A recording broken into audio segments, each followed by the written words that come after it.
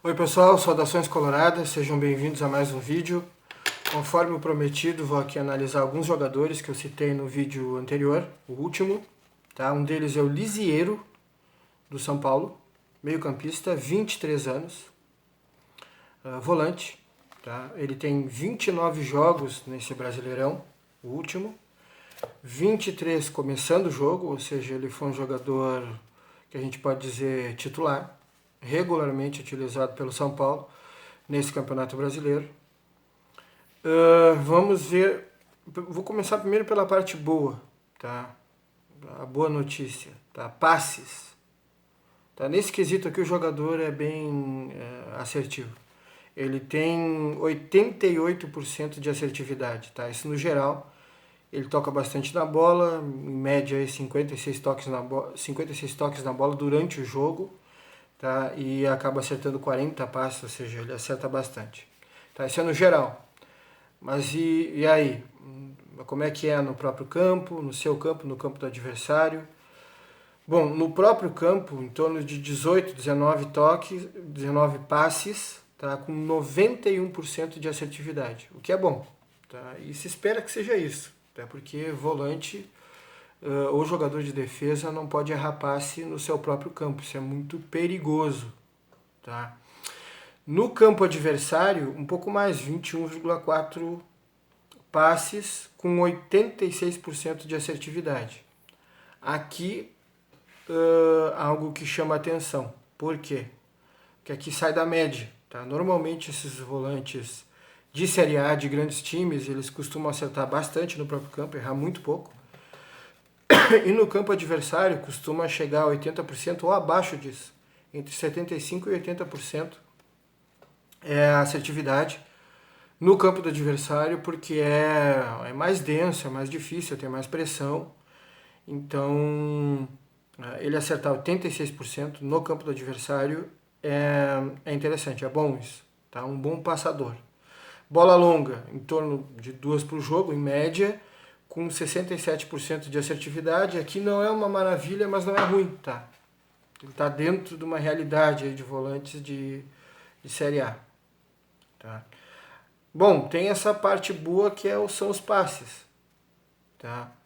Essa colaboração aí em ficar com a posse de bola, ajudar na circulação e distribuição de jogo. Essa é a parte boa, mas será que só isso é bom? Vamos ver aqui a parte ofensiva. A parte ofensiva ele tem um gol só. Ele tem só uma assistência, ou seja, um passe que resultou em gol. Tá? Isso é ruim. Tá? Isso é ruim. Isso mostra pouca contribuição ofensiva. Passes-chave 0,4 por jogo. Tá? Isso é baixo porque passe-chave é aquele passe que se o jogador tem um valor mais alto, tipo 0,8 ou 1 por jogo, isso mostra que ele consegue contribuir mais ofensivamente. Então 0,4 conversa com esses outros dados aqui, mostra que realmente a contribuição dele ofensivamente falando, ela é baixa. Chutes, tá? Não importa se for no gol ou fora do gol. No geral, 0,4 por jogo, ou seja, um jogador que em 2 jogos ele pode não dar nenhum chute no gol. Ele precisa de mais de 2 jogos para dar um chute no gol. E chutes que acertam a meta, que vão no gol, na direção do gol. 0,2 por jogo. Isso é ruim. Tá? Isso mostra que ele precisa de em torno, pelo menos uns 5 jogos para acertar um chute no gol. Tá? Isso aqui não é bom. Isso mostra uma contribuição ofensiva baixa, realmente bem baixa. Agora vamos ver a parte defensiva. A parte defensiva ele tem interceptação 1,1 por jogo, isso não é ruim. Desarmes 1,8 por jogo, também não é ruim, tá? Mas também não é um número que chama muita atenção. A gente tem no Campeonato Brasileiro jogadores que eu vi que é 2, 2,3, 2,5 ou 3 desarmes em média por jogo. Aí na parte de interceptação é 2 interceptações por jogo. Então tem jogadores com valor maior, mas esse número aqui não é tão preocupante. Ou seja, mostra que ele defende, ele consegue ter uma contribuição defensiva. Tá? Driblado, ele é driblado 1,3 por jogo. Tá? Isso aqui não é, como é que eu vou te dizer, não é tão ruim. Tá? Esse dado não preocupa tanto. Tá? Então, defensivamente, ele tem uma colaboração razoável. Acerto de passe dele é muito bom, porém a contribuição ofensiva é muito baixa. Tá? Nos dribles, o sucesso que ele tem nos dribles, tá? Para um volante é muito bom, acima de 60%, dá 64%. Duelos aéreos, 60%, isso é bom, tá? Considerando que ele tem 1,75 é bom, tá? Se espera menos, um jogador de estatura média para baixo, né, hoje em dia. Bolas perdidas, 8,3 por jogo, isso não é muito, tá? Faltas, 1,6, isso não é muita falta. E ele tomou bem poucos cartões. Então, é um jogador que não é muito faltoso, toma poucos cartões.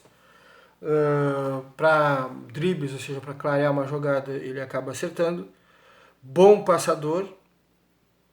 Na defesa ele tem uma contribuição, mas não está entre os melhores na contribuição defensiva, e ofensivamente contribui muito pouco. Então, isso é a análise que a gente pode fazer desse jogador com base nesses dados. Vendo o jogador no campo, o que me pareceu? Tá? O jogador me parece ser um jogador frio, vamos dizer assim. Ele tem um padrão de jogo, ele não muda muito, tanto que eu vi no ano anterior e vi também a participação dele no Campeonato Paulista em 2021. Não muda muito em relação a isso que eu vi aqui, isso que eu passei para vocês. No Campeonato Paulista, em 2021, o que a gente percebe é apenas notas um pouco maiores e uma colaboração defensiva um pouco maior. Levemente superior à colaboração defensiva. Na parte da assertividade dos passes, a mesma coisa. Porém, a contribuição ofensiva sempre muito baixa. Tá? E também pouco faltoso, poucos cartões. Então, ele é um jogador que em 2021 ele foi regular. Em temporada anterior, 2020, ele jogou um pouco menos. Mas tem basicamente o mesmo estilo de jogo. Tá? Então, é um jogador que a gente já sabe o que esperar dele.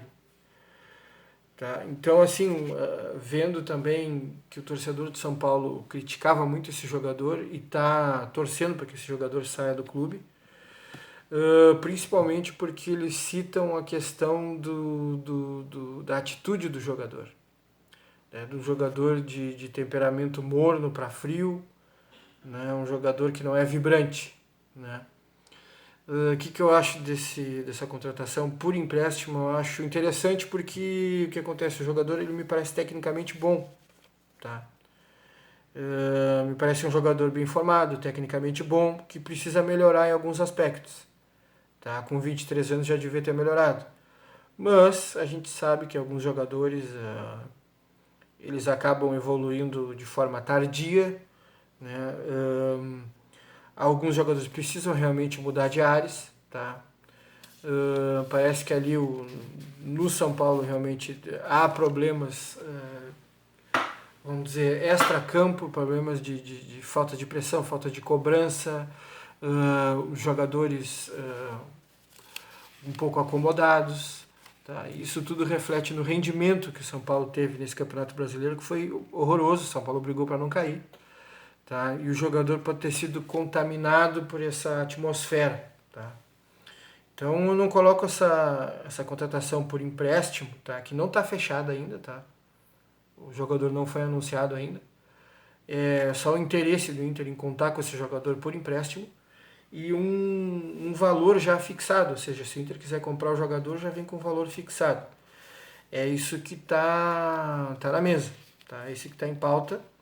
E como o Internacional pode estar perdendo o volante, porque o Rodrigo Dourado pode sair para o Galatasaray, da Turquia. Tá? O Galatasaray já teve interesse no Dourado, antes da lesão. Depois da lesão, agora com o Rodrigo Dourado com rodagem, jogando, recuperado da lesão, tem 27 anos, ainda tem lenha para queimar. O Internacional quer vender, quer fazer dinheiro com ele. E os contatos pelo jeito estão sendo restabelecidos, né? O jogador deve estar sendo oferecido e alguma proposta vai sair. Acho que o Inter não tem grande expectativa com relação a dinheiro, né? A valor alto para esse jogador. Acho que se chega uma proposta modesta em euros, né, como tem essa grande desvalorização do real para com o euro, eu acredito que deva sair. Tá? Chuto valores aí na casa de 1,5 milhão de euros, 2 milhões de euros, não muito mais do que isso. Eu acho que o Inter já faz negócio, eu acho que já vale a pena. Tá? Parece que o próprio jogador tem interesse em mudar de ares. Então, assim, essa saída abre um espaço e o Internacional deve buscar um jogador, e acho que esse jogador, mudando de ares, pode dar certo. A qualidade técnica ele tem, ele só precisa melhorar em alguns aspectos. E precisa realmente do ambiente melhor, né? Um ambiente mais saudável, né?